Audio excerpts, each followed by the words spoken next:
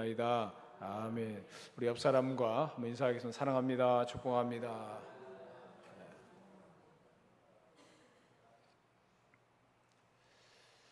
모든 문제의 원인을 자신에게로 돌리는 사람은 성숙한 사람입니다. 어린 아이일수록 상대방에게 책임을 돌리는 경향이 있습니다. 그러나 성숙한 사람은 그 책임을 자신에게서 찾습니다. 자신의 잘못을 솔직하게 인정하는 것이 아름답습니다. 하나님도 그런 사람을 좋아하십니다.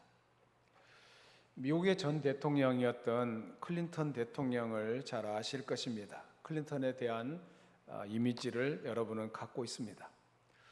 그런데 요즘에 와서 그에 대한 이미지가 많이 달라졌습니다. 클린턴을 이렇게 만든 사람이 바로 일로 클리닉 교회의 빌 하이벨스 목사님이었습니다. 이분은 클린턴의 정책 자문위원 중에 한 사람이었습니다. 빌 하이벨스란 사람은 기독교계뿐만 아니라 미국 전역에 영향을 미치고 있는 이 시대의 중요한 사역자 중에 한 사람입니다. 이분이 인도하는 이 목회자 세미나는 세계적으로 유명한데, 한 번은 일리노이 주의 사우스 벨링턴이라는 곳에서 세미나를 하는데 전 세계의 목사님들이 4,500명이 모였습니다. 거기에 빌 하이벨스 목사님이 클린턴에게 간증해 달라고 초청했는데 그때 클린턴이 많이 망설였다고 합니다. 하이벨스가 이런 주문을 했습니다. 우리는 당신에게 다른 간증을 원하지 않습니다. 회개의 메시지를 듣기를 원합니다 라고 말했습니다. 빌 클린턴은 그의 자문위원인 빌 하이벨스가 큰 목적을 가지고 초청했기 때문에 거절하지 못했다고 합니다.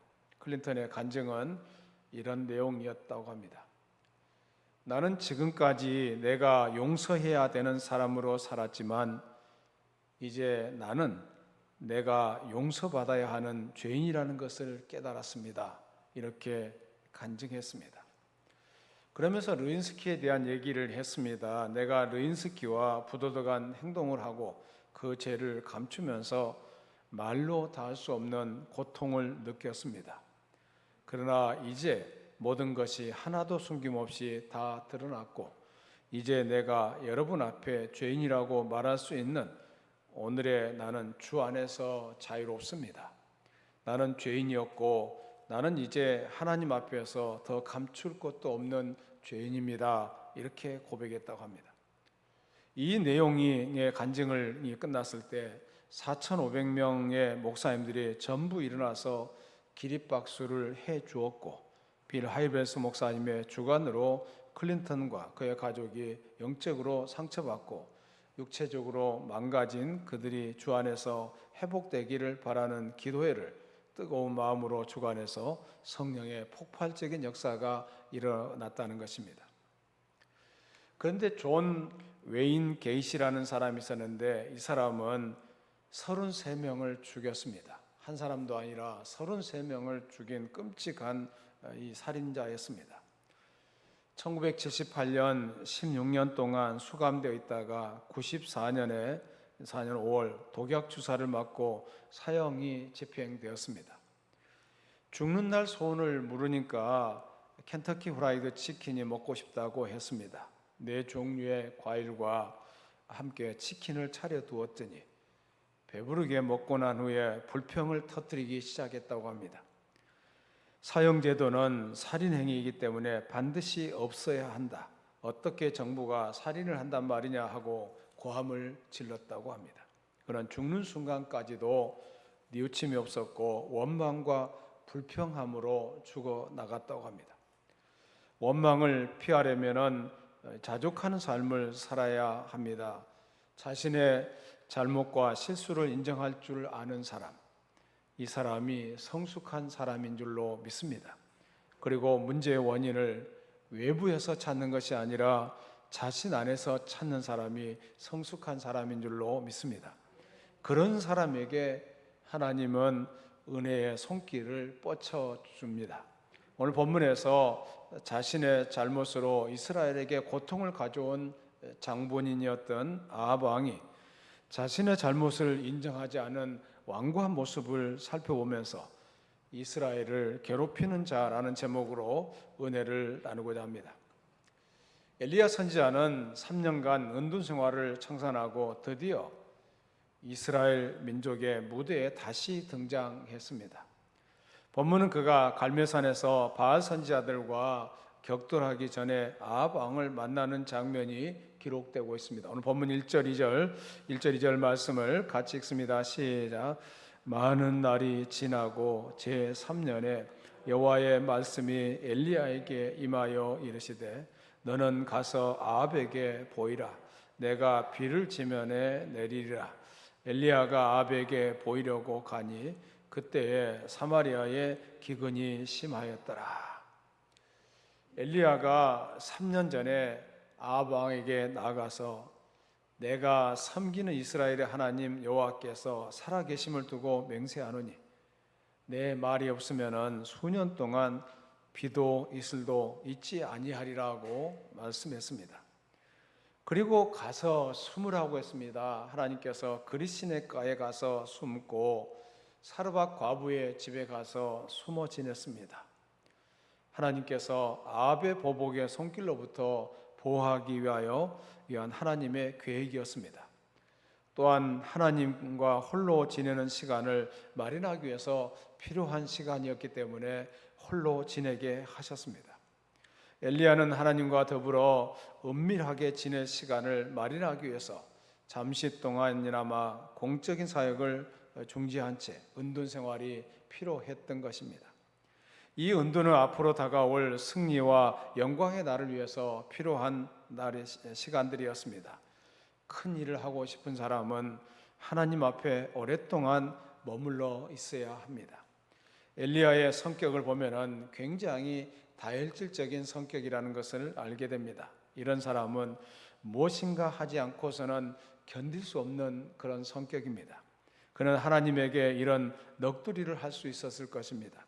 하나님 왜 제게 저를 당장 불러내시지 않습니까? 저는 언제까지 이 벽천에서 파리만 날려야 합니까? 이곳 사르밧을 온 지도 여러 날이 지났습니다. 하나님 저를 불러주세요.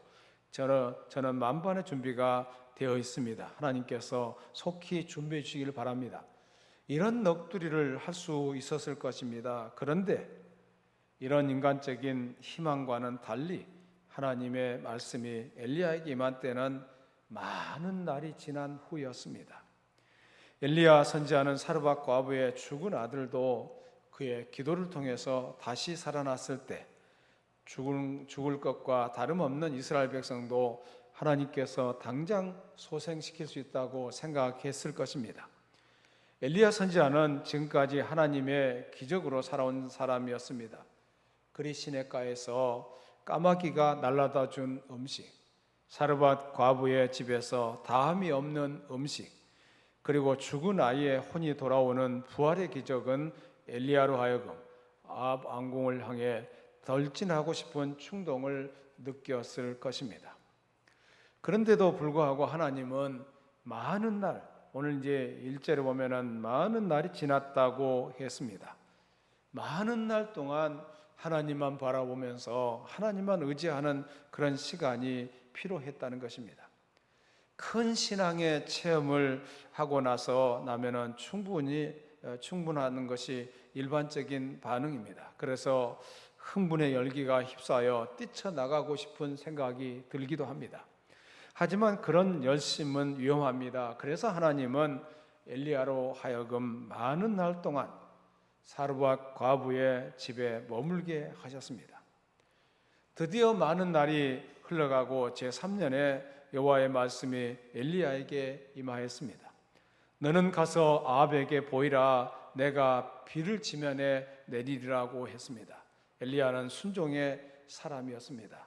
하나님은 그에게 가서 숨으라고 말씀하시면은 그리시네가로 그를 보내셨을 때 순종했고, 또 시냇물이 마르니까 이 시돈에 속한 사르밧에 가서 유하라. 내가 그곳 과부에게 명하여 너를 공개하리라고 말씀하실 때 여전히 엘리야는 순종했습니다.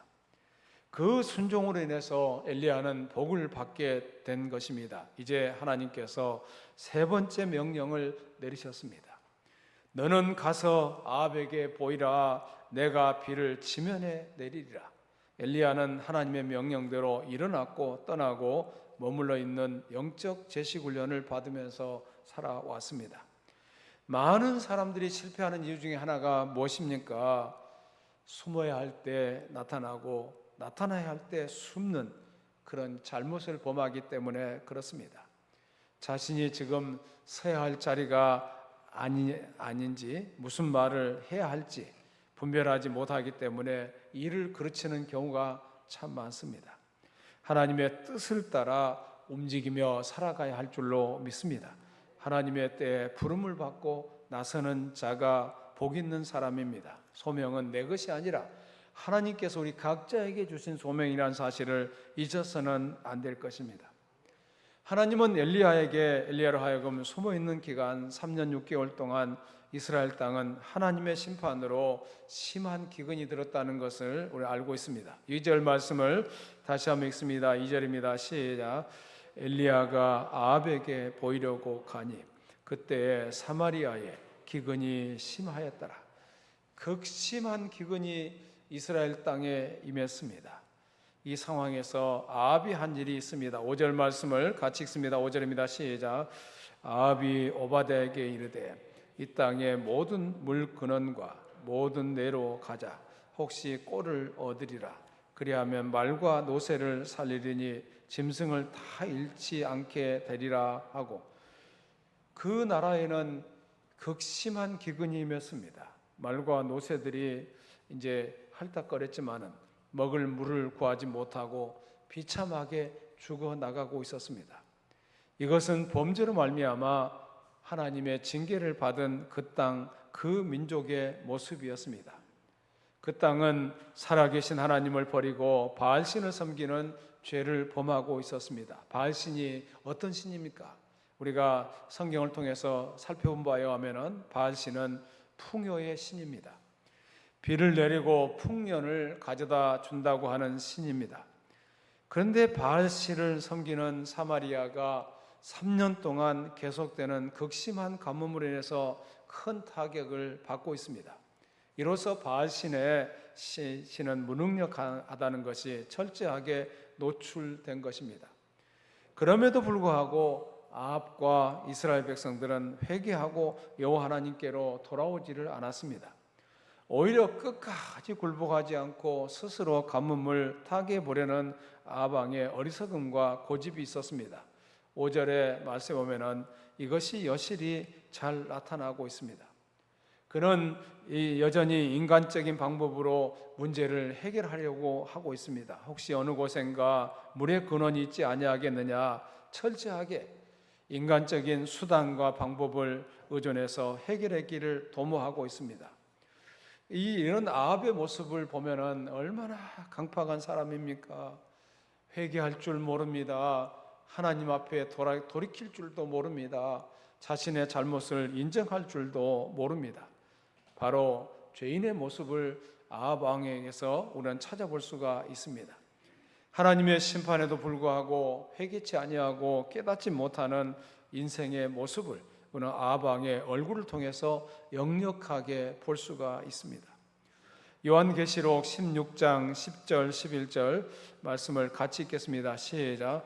또 다섯째 천사가 그 대접을 짐승의 왕자에 쏟으니 그 나라가 곧 어두워지며 사람들이 아파서 자기 혀를 깨물고 아픈 것과 종기로 말미암아 하늘의 하나님을 비방하고 그들의 행위를 회개하지 아니하였더라. 혀를 깨무는 아픔이 있었습니다. 곤욕이 있습니다. 심판과 징계가 있었습니다. 그럼에도 불구하고 이 사람들이 회개할 줄을 몰랐다는 것입니다. 회개하면서 돌이킬 줄을 몰랐다는 것을 말씀하고 있습니다. 여러분, 회개할 수 있다는 것은 큰 축복인 줄로 믿습니다. 내가 잘못했다는 것을 인정하는 것, 내가 그 길에서 돌이키는 것, 이것이 얼마나 큰 축복인가를 생각하셔야 됩니다. 지옥에 가면은 회개할 기회도 없어요. 이제는 영원한 멸망입니다. 고통 속에 살아갑니다.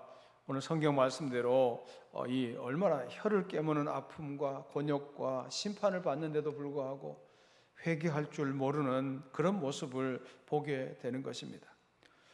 예레미야 5장 3절 말씀을 같이 읽습니다. 예레미야 5장 3절입니다. 시작. 여호와여, 주의 눈이 진리를 찾지 아니하시나이까? 주께서 그들을 치셨을지라도 그들이 아픈 줄을 알지 못하며 그들을 멸하실지라도 그들이 징계를 받지 아니하고 그들의 얼굴을 바위보다 굳게 하여 돌아오기를 싫어하므로. 바위보다 탁 굳어진 얼굴입니다. 죄를 회개하지 아니하고 하나님께 끝까지 반항하는 인간들의 모습을 예레미야 선지자는 말씀하고 있습니다. 그들의 얼굴이 굳어졌습니다. 그들의 마음이 강팍함으로 바위보다 더 굳어져서 그들이 징계를 받아 거의 진멸 상태가 되었다는 것을 말씀하고 있습니다. 그럼에도 불구하고 회개할 줄 모르고 돌아설 줄 모르고 또 깨닫지 못하는 것이 얼마나 슬픈 일입니까? 이것이 바로 죄악 속에 빠져 있는 사람들의 모습인 줄로 믿습니다. 저는 이제 제가 목회하면서 항상 말씀을 드리지만은 늘푸른교회 성도들은 회개를 잘하는 성도들이 되기를 축원합니다. 인간이기 때문에 실수할 수도 있고 부족할 수 있습니다. 연약할 수 있습니다. 우리가 또 유혹에 넘어갈 수도 있어요. 그렇지만은 그 가운데 계속 머물러 있으면은 그것은 지옥이잖아요. 저 영원한 형벌밖에 남지 않잖아요. 바로 죄악 속에 빠져 있는 사람들의 모습, 그런 모습으로 우리 모두가 전락해서는 안 될 줄로 믿습니다. 회개하고 돌이키는 그런 모습이 우리 모두에게 있어야 할 줄로 믿습니다. 아합 왕이 바로 위에서 묘사했던 사람들과 같은 태도를 취하고 있습니다. 그는 3년 동안 비가 오지 않은 이 극심한 가뭄을 아직도 자연 현상이라고 생각하고 있었습니다. 그리고 엘리야 선지자 때문이라고 생각하고 엘리야를 잡는 데 혈안이 되어 있습니다.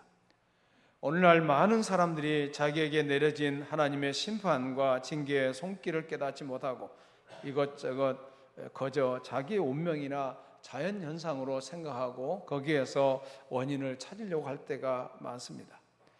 더욱이 우리의 마음을 더욱 슬프게 하는 것은 일국의 지도자인 아합이 백성들을 염려하는 것이 아니라 말과 노새를 걱정하고 있는 것입니다. 그 백성들은 지금 가뭄 때문에 굶어 죽어가고 있는 상황입니다. 수많은 사람들이 고통받고 있습니다. 그 가운데서 이 아합이 걱정하는 것이 무엇입니까? 바로 병거를 걱정하고 있고 말과 노새를 걱정하고 있는 그런 아합 왕의 모습을 보고 있습니다. 하나님께서 일으키신 이 재앙을 하나님의 뜻으로 받아들이지 않고 자기 말과 노새만 걱정하고 있는 이 아합 왕의 모습이 얼마나 올바른 모습이 아니지 않습니까? 혹시 꼴을 얻으리라 그리하면은 짐승들을 다 잃지 않게 될 것이다. 짐승들의 숫자가 필요합니다. 병거를 태우고 병거를 끌고 가려면은 짐승이 필요하지 않겠어요? 말과 노새는 걱정하면서 자기 백성들은 걱정하지 않는 이런 권력욕에 사로잡혀 있는 아합 왕의 모습을 오늘 성경을 통해서 볼 수가 있습니다. 물욕이나 권세욕에 사로잡히면은 사람의 인권이나 영혼의 가치는 눈에 들어오지 않고 온통 육신의 소욕에만 정신이 빠지게 되는 것입니다. 드디어 이제 엘리야 선지자가 아합 왕 앞에서 가뭄의 메시지를 선포한 후에 3년 만에 다시 아합 왕을 만나게 됩니다. 이 기간 동안 아합은 온갖 수단 방법을 다 동원해서 엘리야를 잡기 위해서 시도를 했습니다. 그는 자기가 다스리는 나라를 철저히 수색했을 뿐만 아니라 그 인근 나라에 있는 다른 나라까지 수색했고 심지어는 그들 나라로 하여금 엘리야가 거하지 않는다는 맹세를 하도록 했습니다.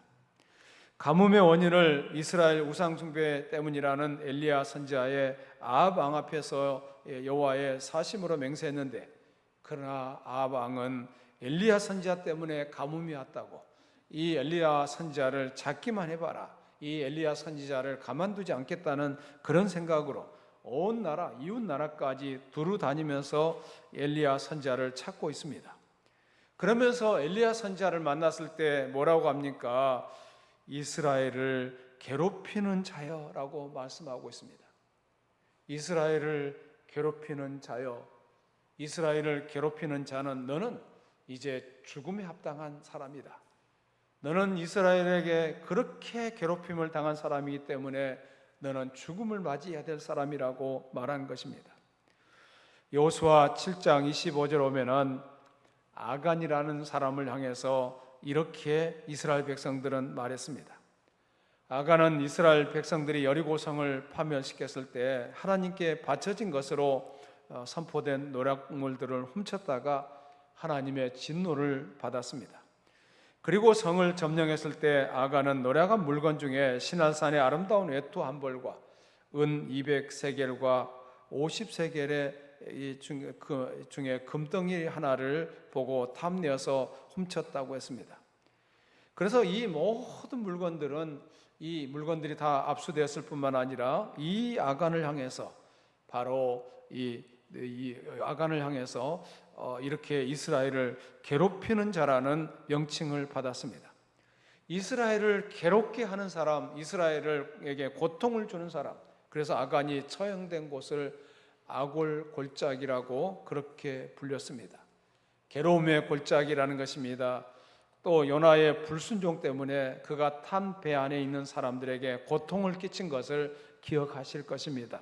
요나의 불순종은 많은 사람을 괴롭게 했습니다. 그러니까 아합이 엘리야를 두고 이스라엘을 괴롭게 하는 자라고 부른 것은 엘리야가 아간처럼 죽어야 마땅한 사람이라고 그렇게 불렀던 것입니다. 이 말을 들은 엘리야가 가뭄의 원인이 오히려 나에게 있는 것이 아니라 바로 당신과 당신 아버지 집에 있다는 것을 말씀하고 있습니다. 18절 말씀을 같이 읽겠습니다. 18절 시작. 그가 대답하되 내가 이스라엘을 괴롭게 한 것이 아니라 당신과 당신의 아버지의 집이 괴롭게 하였으니 이는 여호와의 명령을 버렸고 당신이 바알들을 따랐습니다. 가뭄의 원인이 무엇입니까? 이 국가적 재난의 원인이 무엇입니까? 바로 그것은 아합과 그의 아버지의 집 때문에 그렇게 됐다는 것입니다. 가뭄이라는 국가적 재난은 바로 그의 아버지와 그의 아버지의 집 때문에 그렇게 됐다는 것을 말씀드렸습니다. 사실 아합 가문은 아합의 부친으로 오므리가 왕조를 연 이래 더욱 가증한 우상 숭배 죄를 시행했습니다. 그래서 하나님의 진노를 격발시켰습니다. 따라서 엘리야와 같은 선지자가 민족사의 정도를 가르치는 오므리 왕조에 대해서 호평할 리가 만무합니다.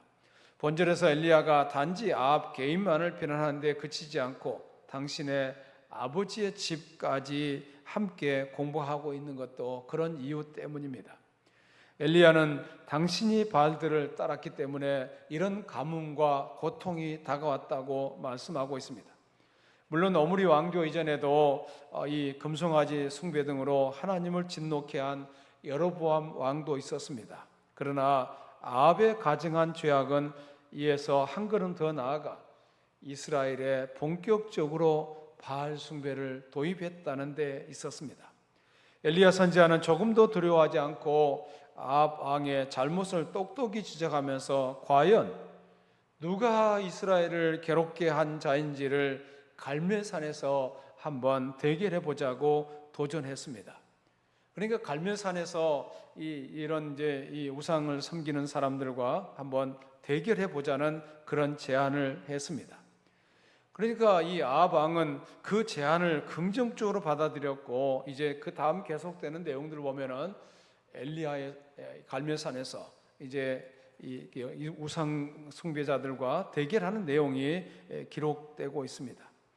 이 하나님의 심판이 계속되든지 아니면은 이스라엘 백성들이 변화돼서 새로워지든지 그렇게 바뀌지 않고서는 이스라엘 땅에 이 가뭄이라는 재앙이 물러갈 수가 없었던 것입니다. 물론 바알에게 무릎을 꿇지 않은 많은 사람들이 있었습니다마는 그들은 자기들의 신앙을 공적으로 나타내기를 두려워하고 있었기 때문에 하나님의 자비를 기대할 수가 없었습니다. 그들을 회개하고 반드시 우상으로부터 돌이켜야 했는데 그렇기 위해서 결국은 갈매산상에서의 대결이 필요했다는 것을 말씀하고 있습니다. 하나님은 죄에 대해서 미소를 보내지 않습니다. 우리가 죄를 짓고 잘못할 때 너는 잘못했다 그렇게 인정을 하십니다. 그리고 사탄 마귀가 충동질을 합니다.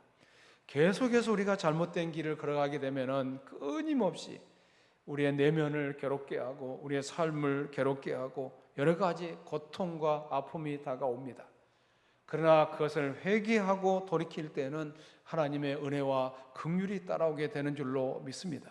한 개인을 심판하시든 한 민족을 심판하시든 하나님은 자신을 불쾌하게 만든 요소가 교체되어야만 비로소 자비를 나타내시는 것입니다.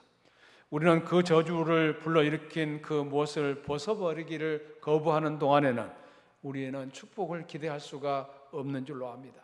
그래서 하나님 앞에서 회개하고 돌이키는 것, 하나님 앞에 겸손하게 우리 자신들을 인정하고 하나님의 은혜를 구하는 그런 모습이 되었을 때 하나님의 은혜가 우리 가운데 돌아오게 될 줄로 믿습니다. 어떤 분의 얘기를 들었습니다. 그 가정은 하는 일마다 잘 되지를 않습니다. 하는 일마다 실패를 맛보게 되었습니다. 그렇다고 남편과 아내, 가족 식구들이 교회를 출석하지 않은 것은 아니었습니다. 하도 답답해서 이 부인이 기도하는 사람을 찾아왔습니다. 왜 우리 가정에 일이 잘 풀리지 않습니까? 좀 기도해 주세요. 그래서 기도하는 분이 기도하기 시작했습니다. 하나님께서 응답을 주셨습니다. 남편의 과거의 죄 문제가 해결되지 않아서 그렇다는 것입니다. 과거에 사람들이 상상할 수 없을 정도로 타락했었는데 그 죄를 회개하지 않았기 때문에 그 가정의 문제가 어렵다는 것입니다. 그 가정은 남편 때문에 다른 식구들까지 고통을 당하고 있다는 그런 얘기였습니다. 내가 내 가정을 괴롭게 하는 자인지 내가 교회를 괴롭게 하는 자인지 생각해 보아야 합니다. 내가 하나님의 축복의 통로가 돼야지 다른 사람과 교회를, 가정 식구들을 괴롭게 하는 자가 되어서는 안 될 줄로 믿습니다. 우리 모두가 하나님 앞에서 이 잘못된 삶을 회개하고 하나님 앞에 회개하고 돌이키기만 한다면 하나님은 우리에게 새로운 길을 열어 가실 줄로 믿습니다. 사랑하는 여러분, 여러분 중에 지금 인생의 가뭄을 겪고 있는 분이 계십니까? 그리고 그 문제의 원인을 외부로 돌리고 있지는 않습니까? 모든 문제의 원인을 자신에게 돌리는 사람은 성숙한 사람인 줄로 믿습니다. 성숙한 사람은 그 책임을 자신에게서 찾습니다. 자신의 잘못을 솔직하게 인정하는 것이 아름답습니다. 하나님도 그런 사람을 좋아하십니다. 여러분, 다윗이 하나님의 마음에 맞는 사람이라고 성경에 기록되어 있습니다. 그렇게 하나님께로부터 칭찬을 받을 수 있었던 이유 중에 하나가 무엇입니까? 다윗은 회개할 줄 아는 사람이었기 때문입니다. 나단 선지자의 책망을 듣고 침상이 뜨도록 눈물을 흘리면서 회개했던 다윗의 모습이 얼마나 하나님 앞에 아름답습니까? 그런데 아합 왕은 회개할 줄을 모릅니다. 그런 다윗 왕이었기 때문에 그 혈통을 통해서, 다윗의 혈통을 통해서 메시아이신 예수님이 이 땅에 오시지 않았습니까? 내가 지금 내 가정을 괴롭게 하는 자라면은, 내가 속한 교회를 괴롭게 하는 자라면은 그 자리에서 일어나서 회개하고 하나님의 은혜 가운데 들어가야 할 줄로 믿습니다. 나 때문에 내 가정이 복을 받지 못하고 나 때문에 교회가 축복받지 못한다면은 이건 큰 죄를 짓고 있는 것 아니겠습니까? 그런 우리 모두가 다 회개하고 축복의 통로가 되어야 할 줄로 믿습니다. 늘푸른교회 모든 성도들은 회개하면서 축복의 통로가 되기를 주의 이름으로 축원합니다. 살아계신 하나님 감사합니다. 오늘 우리가 주의 말씀을 상고해 보았습니다. 우리가 내 가정을 괴롭게 하는지, 내 또 교회를 괴롭게 하는지 한번 살펴보게 하여 주시고, 하나님 이번 한 주간도 회개하면서 한 주간을 보내게 하여 주시옵소서. 하나님 지금 전 세계적으로 곳곳에 있는 이 자연 재난 상황들을 보고 있습니다. 지진이 일어나고 있습니다. 또 댐이 터져서 수많은 사람들이 죽어나가고 있사오며, 화산이 폭발하고 있사오며, 또 지난 여름에는 얼마나 더운 여름을 보냈는지를 잘 압니다. 이 모든 원인의 배후에 우리의 죄악과 연관되어 있음을 고백하나이다. 하나님 우리가 회개하고 하나님 앞에 바로 설 수 있게 하여 주시옵소서. 하나님 우리 가정 안에 지은 죄들, 스스로 지은 잘못된 것들을 회개하면서 하나님의 은혜를 구하는 귀한 종들이 되게 하여 주시옵소서. 늘 푸른 교회를 비롯한 한국 교회가 정말 회개가 있는지 한번 돌아보게 하여 주시옵소서.